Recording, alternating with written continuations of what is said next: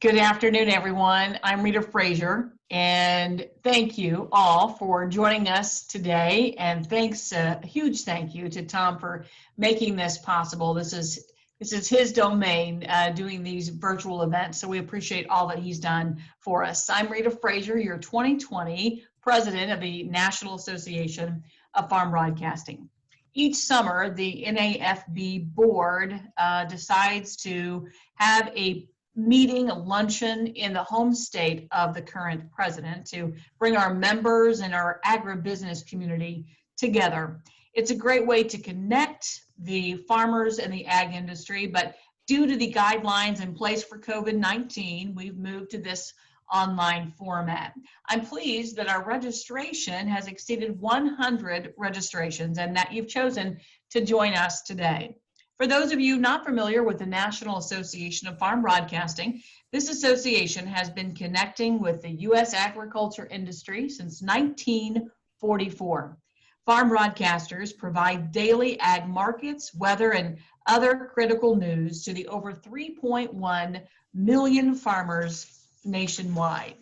Today, NAFB members can be heard on more than 1,500 stations daily. Even as smartphones and mobile technology continues to become mainstream, radio continues to lead as a daily and trusted news source. Radio is mobile, convenient, and always on. Farm broadcasters connect with their local listeners and connect them with the ag industry. We have additional information about NAFB available on the website at nafb.com.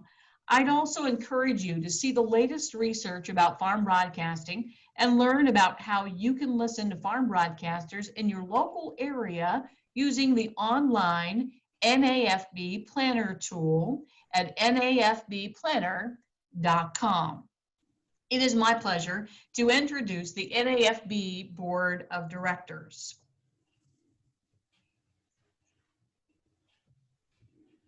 Gale Cunningham,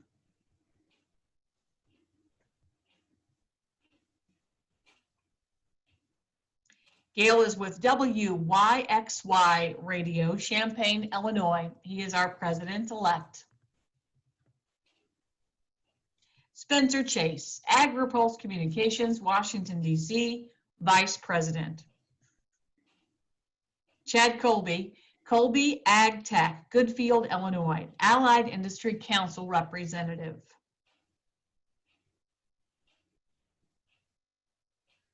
Amy Bradford, GROWMARK, Bloomington, Illinois, Allied Industry Council representative. Eric Pfeiffer, Who's Your Ag Today, West Lafayette, Indiana, East Region Vice President.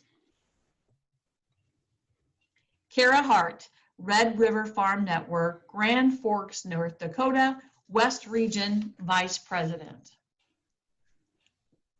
Carey Martin, Texas Farm Bureau Radio Network, Waco, Texas, South Region Vice President. Courtney Kibblewhite, Northern Ag Network, Billings, Montana, Management Sales Council representative. Breck Von Bank, American Ag Network, West Fargo, North Dakota, Management Sales Council representative. Sabrina Halvorson, American Ag Network, Fargo, North Dakota, Marketing and Promotions Committee Chair. Thank you all for your service to the industry and to NAFB.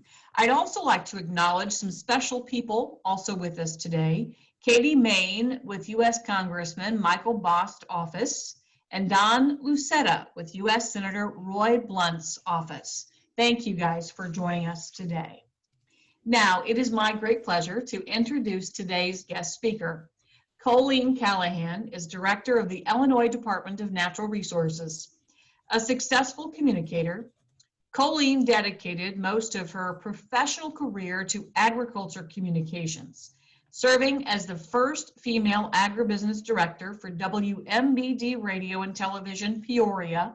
Her 30-year career at WMBD led Callahan to the National Association of Farm Broadcasters, where she served as the first female president of the organization, and in 2002, also was the first woman to be inducted into the NAFB Hall of Fame. Colleen began her appointment as director of the Illinois Department of Natural Resources March 1 of 2019. She was confirmed by the Illinois Senate April 12, 2019. Colleen brings a wealth of professional and public experience to the department.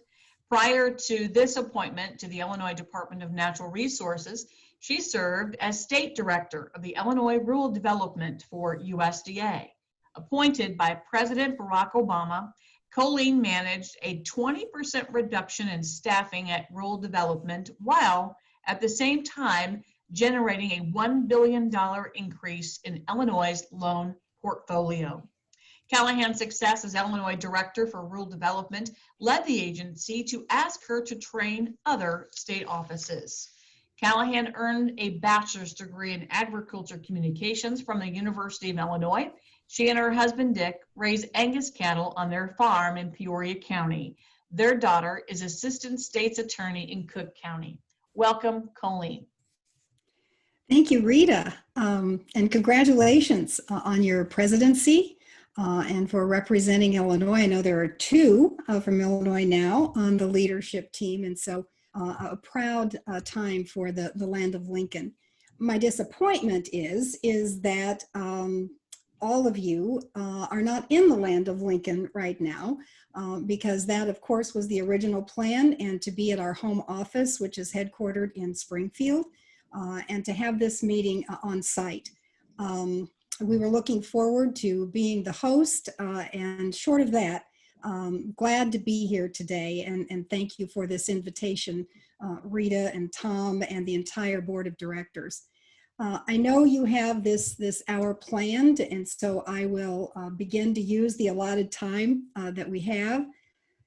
And in so doing, I want to start off, Rita, by using a word that you use so often during your introduction of the National Association of Farm Broadcasting. Its history, what it does, what it continues to do, and that is connect. It connects people. And that is a recurring theme for me personally and professionally, and certainly has been now in my role at the Illinois Department of Natural Resources, to communicate, collaborate, and connect. So I'd like to expound on that, but before that, I thought it might be helpful if I gave just a little background or a little context as to the responsibilities of the National Association of Farm Broadcasting, and maybe its relationship to the Department of Natural Resources in Illinois. So I'd like to begin with some slides very, very quickly that talk about what we really do on a daily basis. And that is to manage, conserve, protect Illinois' natural resources. And beyond that, and this will sound familiar, I think, when we say to further the public's understanding and appreciation of those natural resources and promote the education, the science, and the public safety of Illinois' natural resources for current and future generations. And that's pretty much what the National Association of Farm Broadcasting and its membership does on behalf of agriculture. So it's really not much different depending upon what that industry may be. We're looking at a very similar approach. But for the Department of Natural Resources, a variety of responsibilities within our offices. Office of Realty and Capital Planning. I'm not going to read all this. Everybody's very capable of reading. Outreach obviously speaks for itself.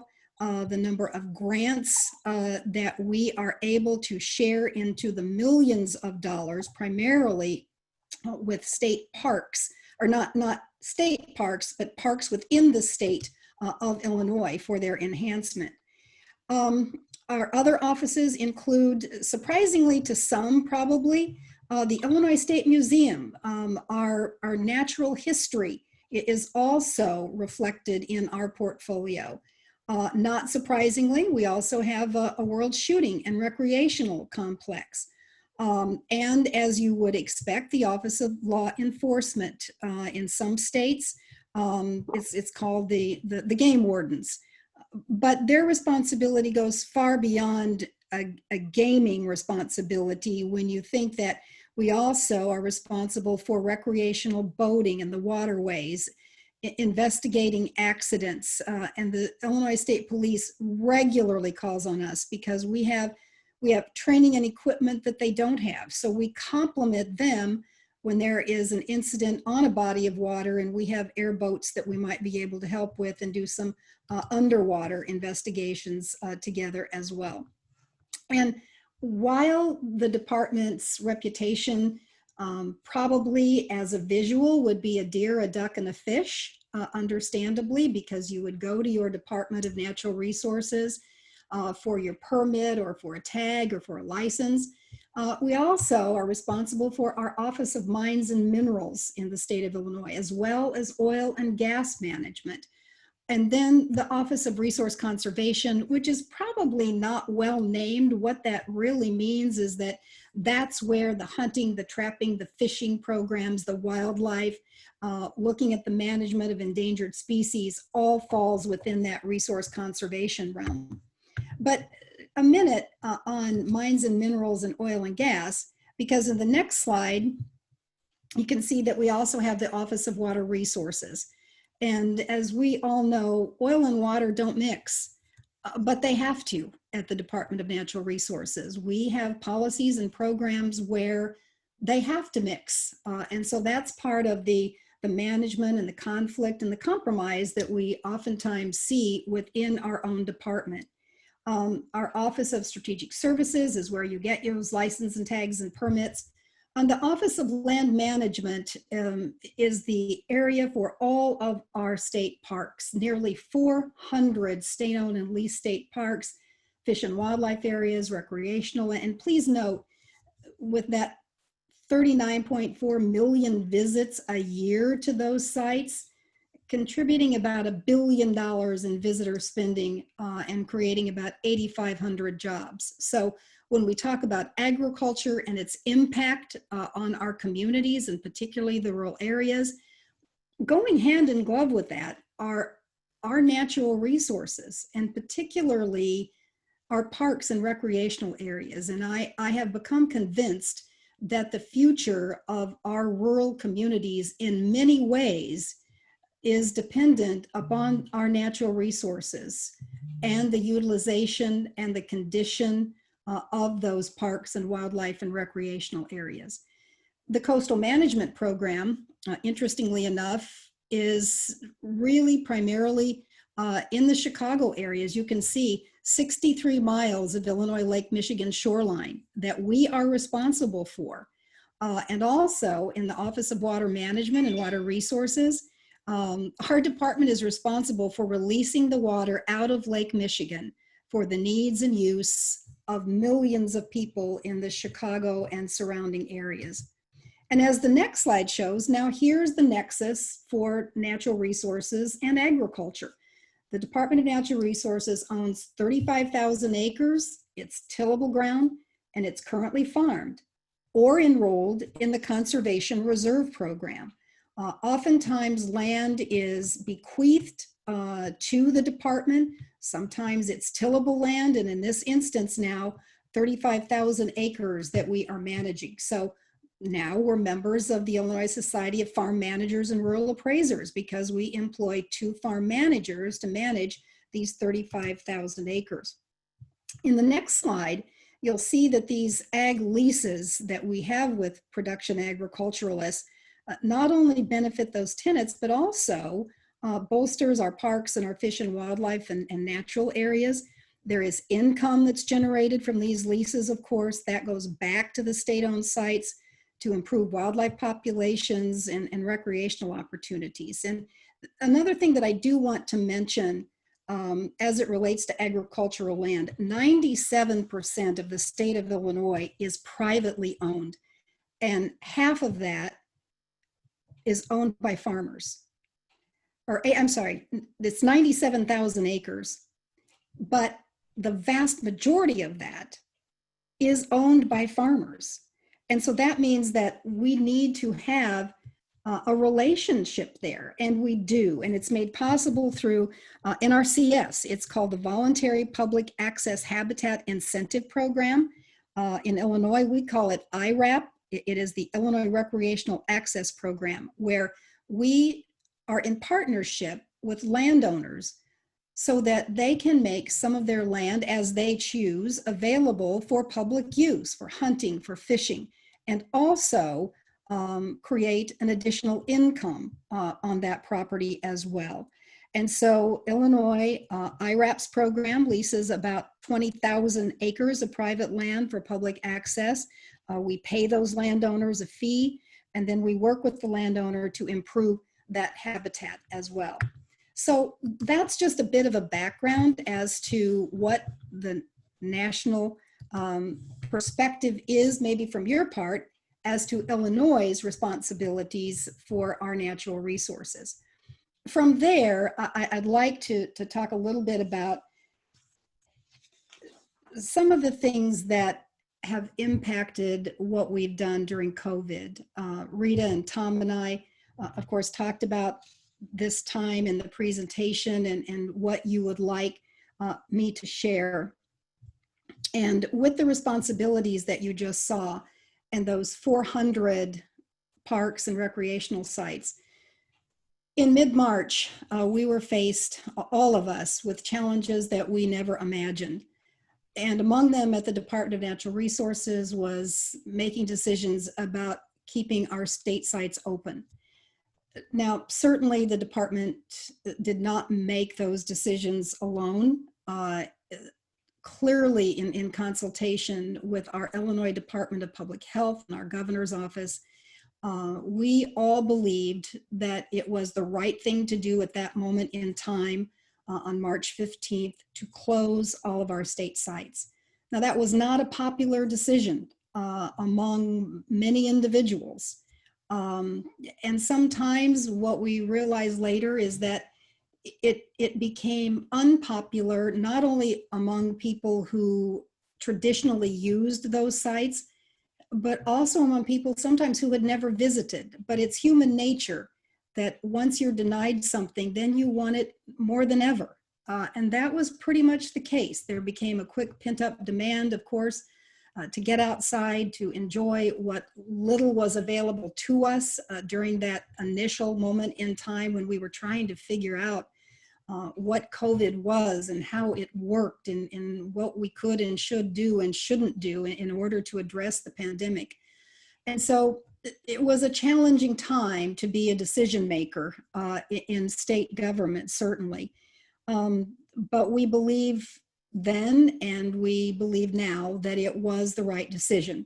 And certainly based upon what we have seen in other states who either didn't take that quick dramatic action, maybe some wish they had, maybe some wish they hadn't, and feel that they are still on the right path.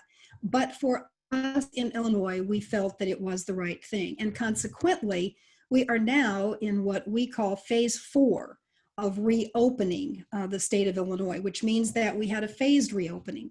So on May 1st, we opened about 25 of our sites. Well, you can imagine, well, why isn't my site one of those 25 or 50?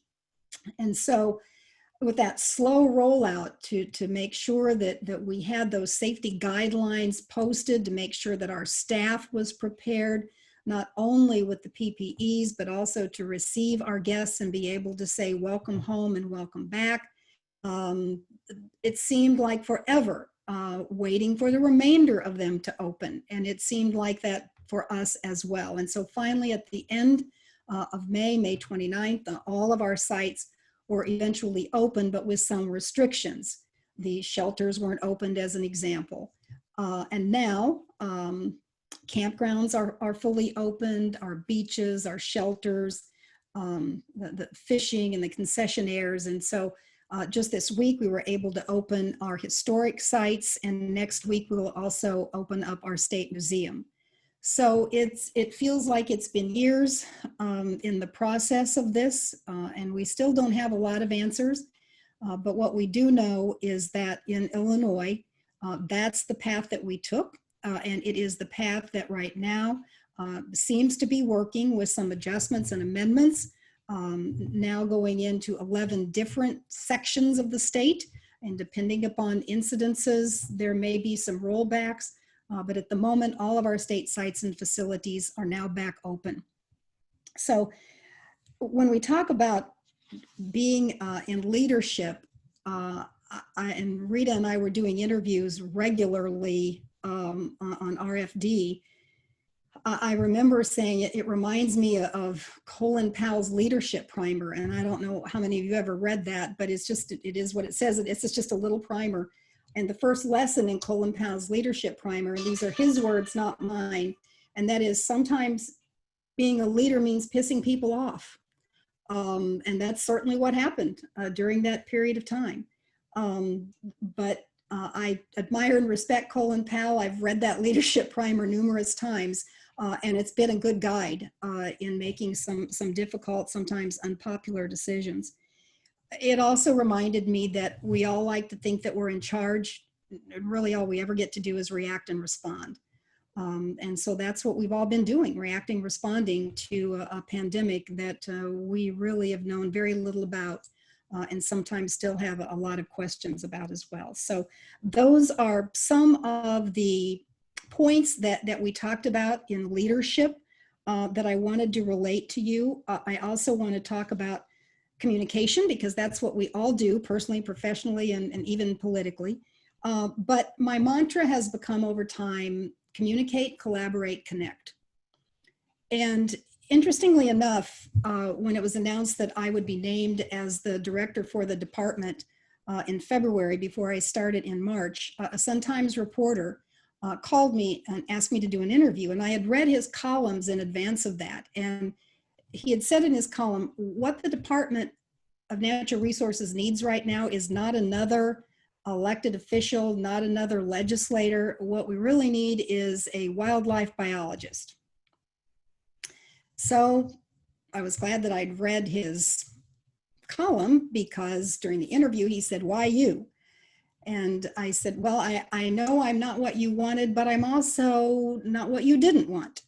And I am hopeful that my background in agriculture, which crosses a lot of lines when it comes to natural resources, and my background in communications will serve the department well in this decision, and I'm looking forward to the opportunity. And he's been a regular now, asking if I would do interviews, and so communications background has served me well, personally, professionally, and even politically too.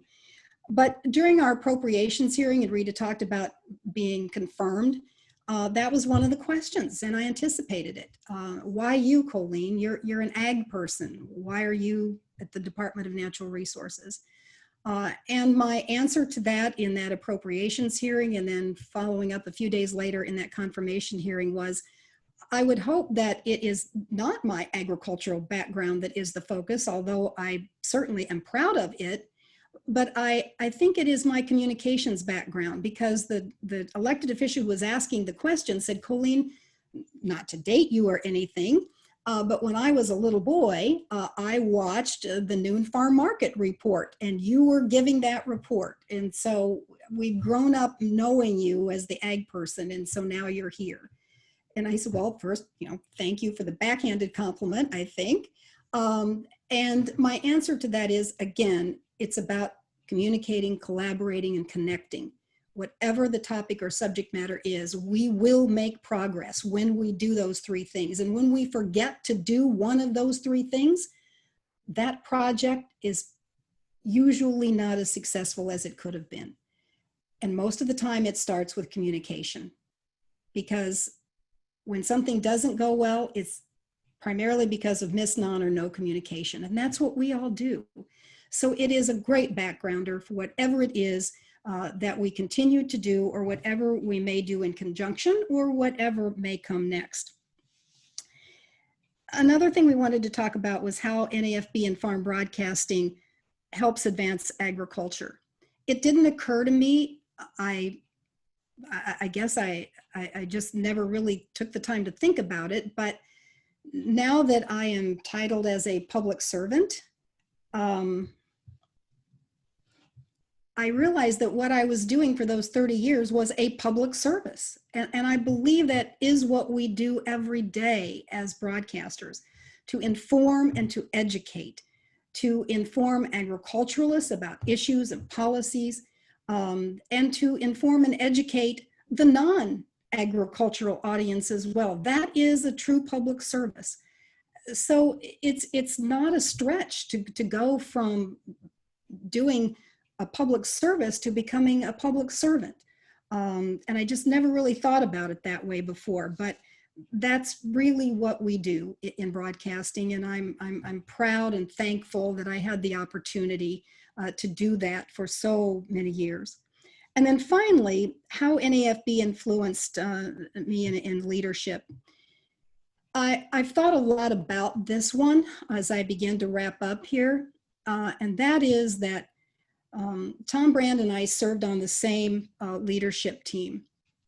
And the year that I was president, I didn't anticipate that we would be dismissing the executive director and that we would be closing the headquarter office at its location in Minnesota and relocating to where we are now, not that same building, but to that location, and hiring an entirely new staff. That was not on my radar. And it was a challenge. I didn't anticipate that I would be walking into an office letting someone know that they were being dismissed, as the board had voted to do. I learned a lot about working with our attorneys and how I thought that attorney would accompany me when that announcement was made. And he said, "Oh no, that would send the wrong message. You'll be fine. You just, you're on your own." So I was. So as Rita and I have talked, you run for office in this association because you really do want to serve the organization. And you've probably spent enough time in the organization that you feel the time is right for you. And so you take a chance and you run for office, and you may be successful at that first run and you may not. But in any case, once you are on that leadership team, there are things presented to you that you don't anticipate. And you have to figure out how to become that leader that you eventually do. And so that experience, and my definition of experience is not original to me. I read it somewhere a long time ago. I'd give attribution if I could find it. But I share this definition with somebody that experience is what you get when you don't get what you want. And my experience during that year taught me beyond what I could have ever imagined, to the extent that when that year was over for me and I returned to my daily farm broadcasting work at WMBD, I found myself inserting myself when announcements were made or decisions were made. I would question them, and no one ever called me out on it in staff meetings, but I realized that that wasn't my place. I was an employee. I wasn't in management. And it occurred to me that I needed to move on. And so I made that difficult decision because I loved what I did every day in agricultural broadcasting, but it just didn't feel the same. And so I left on very amicable terms. I went back and continued to fill in, but I knew that experience that I'd had that year had taught me things that I now wanted to see if they applied in other ways. And so I started my own business in communications. I did not see the invitation to become the state director for USDA Rural Development coming. That was not in my day planner. But I will say that when I was asked, I felt prepared to lead a team based upon what I learned during my NAFB tenure. And during that period, during the drought of 2012, when I was asked by the Deputy Secretary of Agriculture to come to DC and serve as the Federal Disaster Recovery Coordinator for drought, I did not know what that was. I didn't know exactly what the responsibilities were, but I knew I was asked to serve, and so I did. And what I realized is that what that deputy secretary saw when he came to visit Illinois, and we were touring different rural development sites. And during that period, he was asked to do a radio interview. And so we did it together. And I realize now that what he saw in that exchange when we were in that broadcast was that I probably looked like I felt comfortable because I was. And when the drought occurred and it became the Department of Agriculture's lead role, I think he must have thought, we need somebody. I was just in Illinois. I think Colleen could probably do it. I think that must have probably been how it happened. I don't know. I never asked him. But my point to that is that I'll fast forward here. When we were holding outreach meetings throughout the United States on drought and what stakeholders needed, what they didn't have, how the government could help, what they wanted the government to do and not do. It was at that meeting in Ohio as we were having a debrief, and every federal agency was involved. And we did this road show. And so when we were debriefing, one from the Small Business Administration said, what were those tall blue things that we drove by when we were en route to the meeting? And I said, well, they're harvest stores. That's their brand name, but they're silos and they hold feedstuffs. And then, you know, the producer releases what's inside to feed the cattle for their benefit. And it occurred to me in that moment that that's what I was doing. That was the role I was playing. I was in DC to bring all the federal agencies together to help figure out what federal programs currently existed, because there was no additional funding, what programs were already in place that could help small businesses, farmers, Main Street, whatever that stakeholder might be. And then it was to make them aware of what these programs were. And I said, you know what? This is it. We keep all of these programs in silos in our respective agencies. And we never activate the auger to let them out so that people know about them and can use them. And it was at that moment I realized that everything that I'd done during my career in broadcasting and communications came home to roost, if you will. I realized the value and the benefit of that communicate, collaborate, connect. And so now at the Department of Natural Resources, which is also not in my day planner, when I was asked to consider it, I was eager because I know that those three tenets work and we're using them now during our strategic planning. So I'm excited about the future of the Department of Natural Resources and the nexus with agriculture. Because when we talk about the nutrient loss reduction strategy, when we talk about flooding, when we talk about levees, aren't we talking about soil and water, and aren't those natural resources? So the two departments need to be working together, certainly along with EPA. And what you will hear from Secretary of Agriculture Sonny Perdue in a moment, he will mention working with EPA.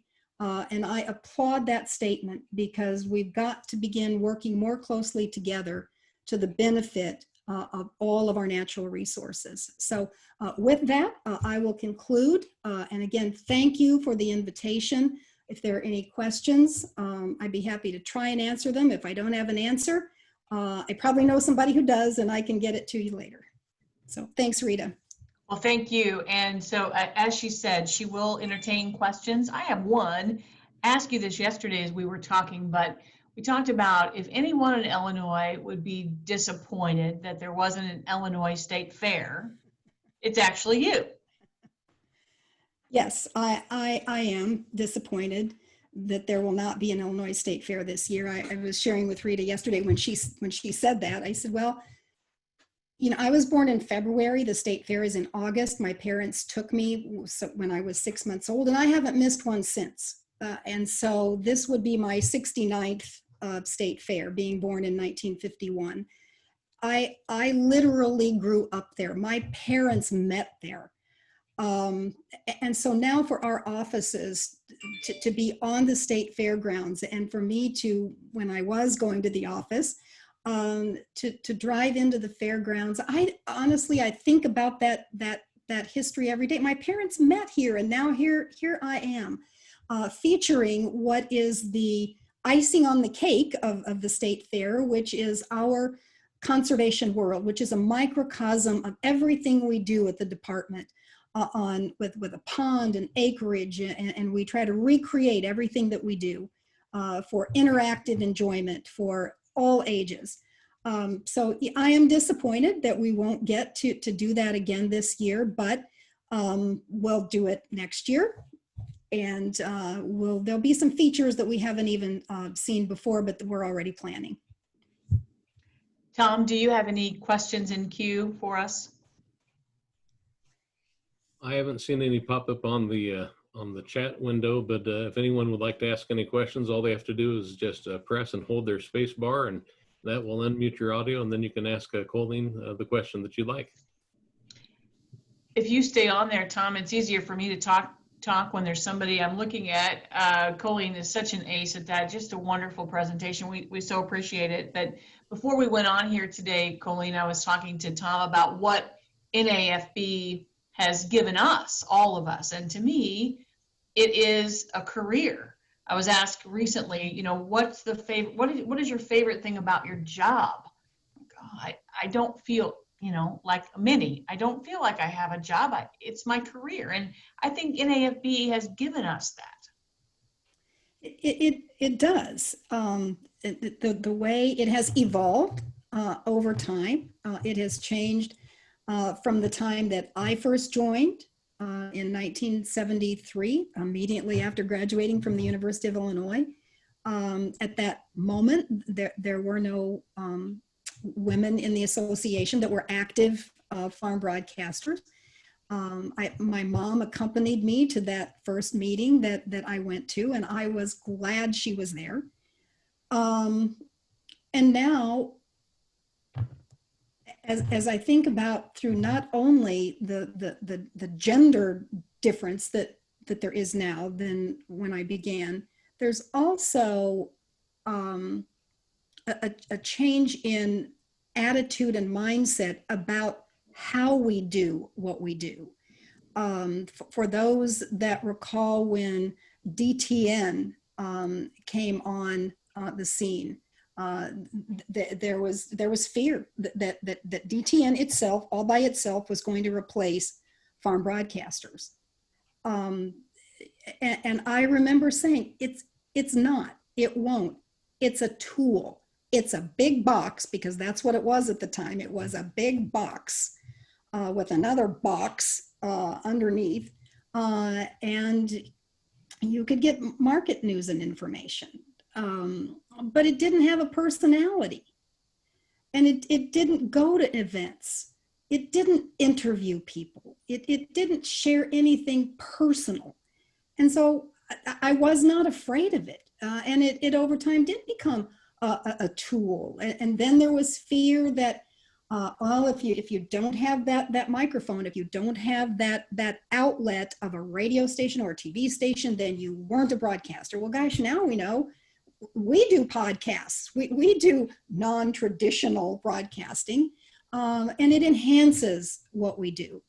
So over time, as I say, as the association has evolved, it really has shaped our careers in ways that we would never have imagined, certainly me included.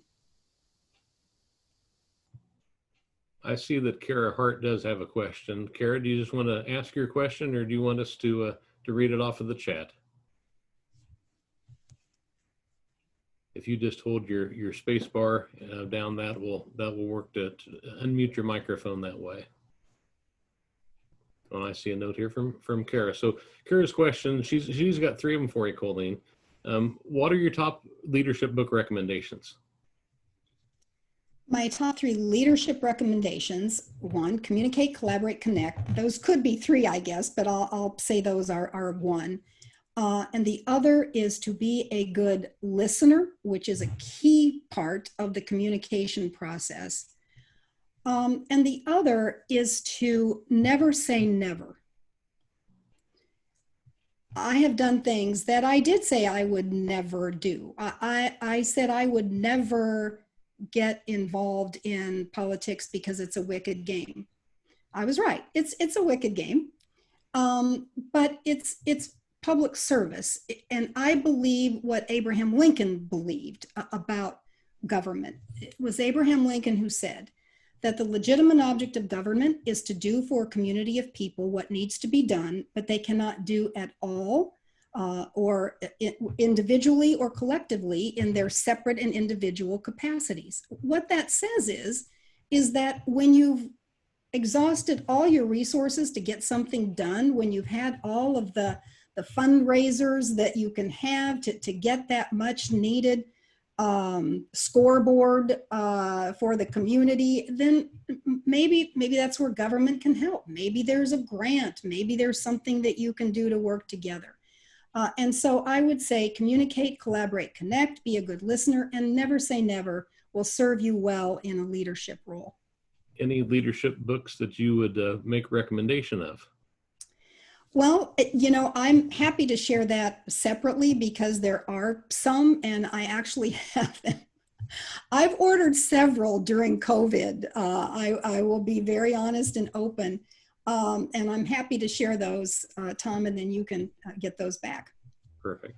Another question from Carah. What was it like to be the first female president of NAFB?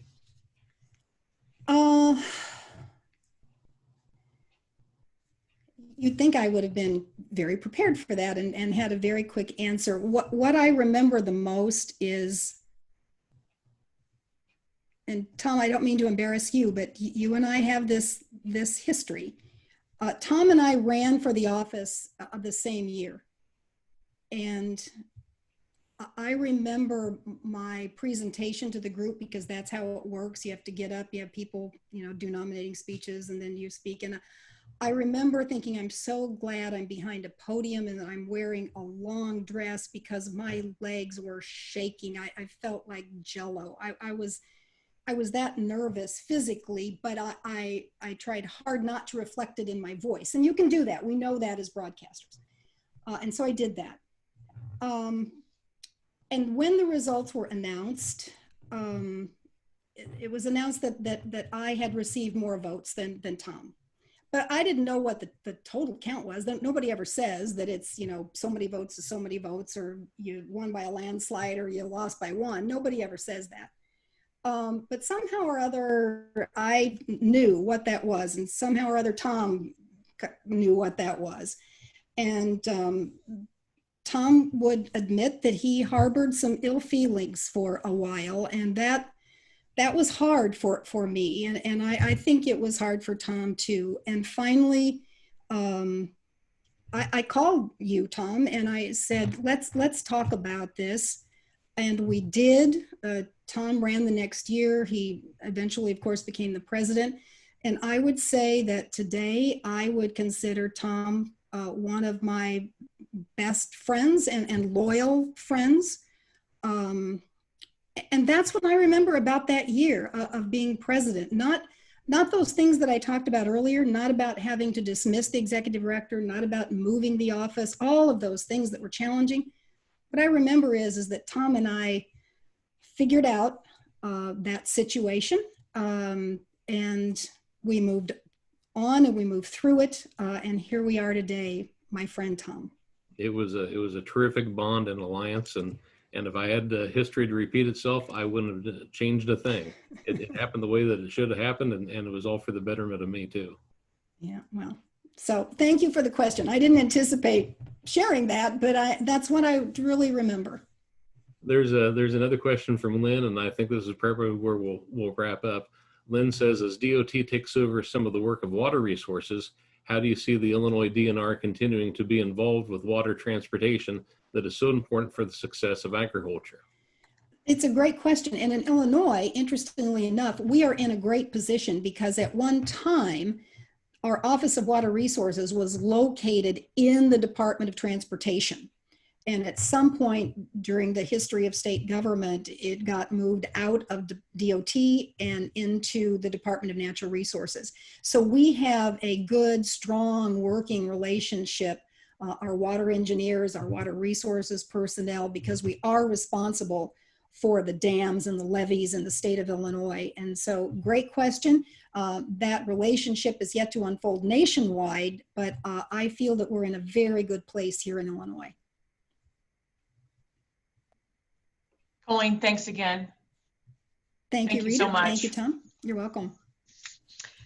With that, we will say welcome to Sonny Perdue. He came by his knowledge of agriculture the old-fashioned way. He was born into a farming family in Bon Air, Georgia.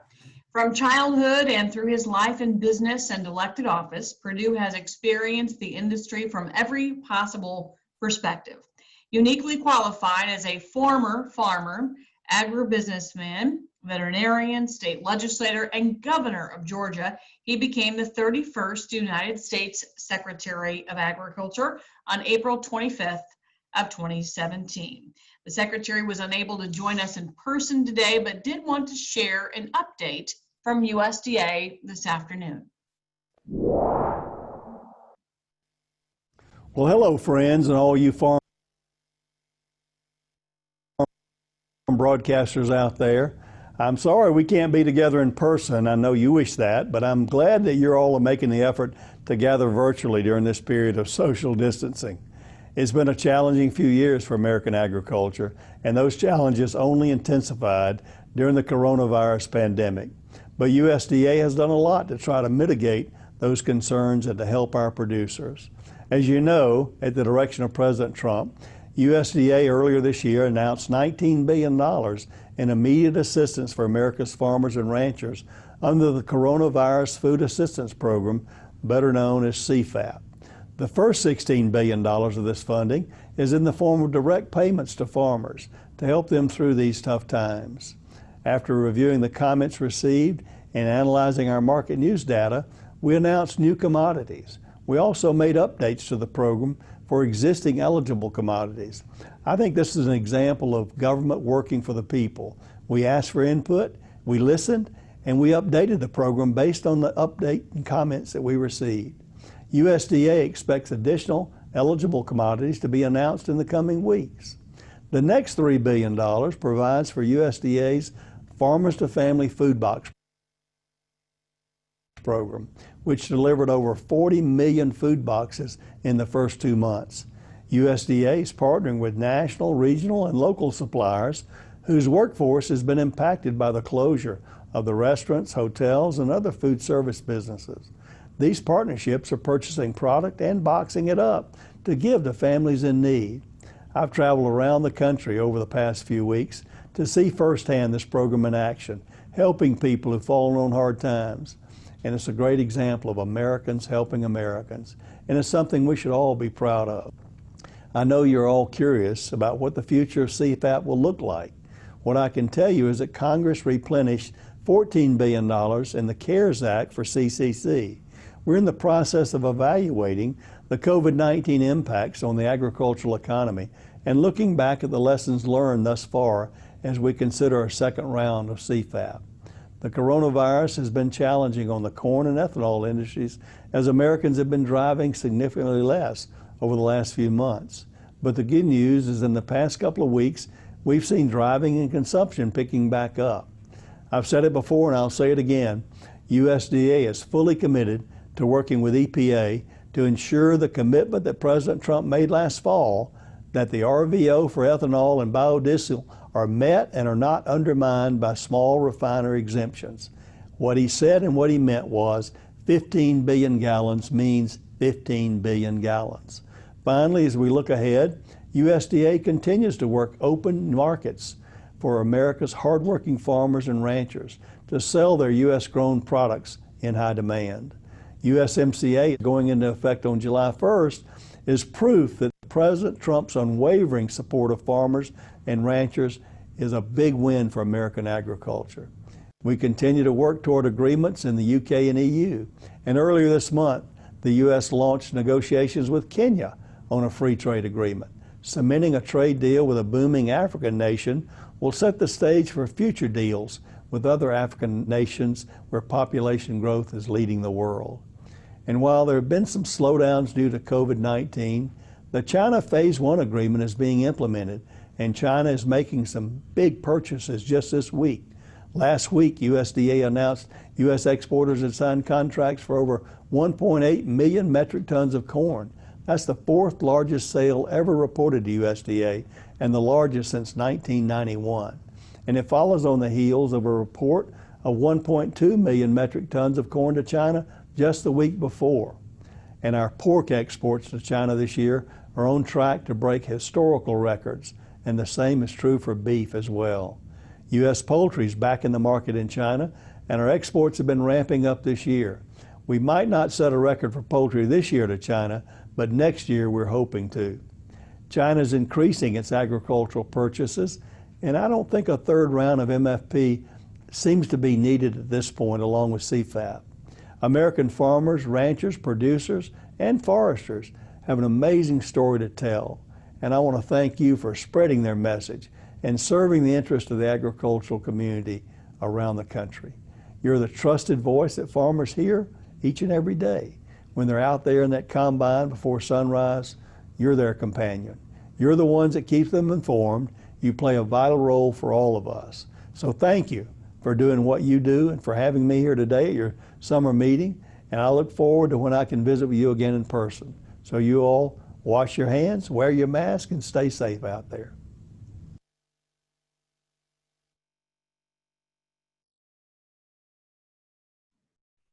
Thank you so much to Secretary Perdue. And for the broadcasters on the call today, please note the Secretary's remarks will be available on NAFB News Service this afternoon for your use. And let me also use this as a reminder to our farm broadcast members to continue submit those stories to the NAFB News Service.